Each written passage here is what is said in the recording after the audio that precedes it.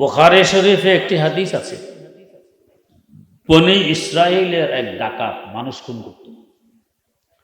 এভাবে খুন করতে করতে তার খুনের সংখ্যা দাঁড়ায় ৯৯। এখন তার অন্তরে ভয় ঢুকেছে, আমি ৯৯ ব্যক্তির খুনি, আমার অবস্থা কি হবে।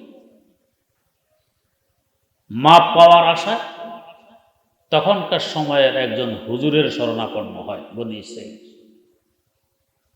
গিয়ে বলছে, হুজুর আমি ৯৯ ব্যক্তির খুনি, মাপ পাইতে চাই, আমার জন্য কি মাপের কোনো রাস্তা আছে? হুজুরও ছিলেন কাঁচা, ছোট হুজুর।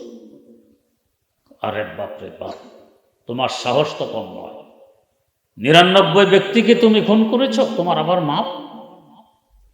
ডাকাত নিরাশ হয়ে গেল, আমার যখন মাপই হবে না, হুজুরকে রেখে আর কি লাভ। তলোয়ার দিয়ে হুজুরকে 2 টুকরা, 100 পুরো হয়ে গেছে।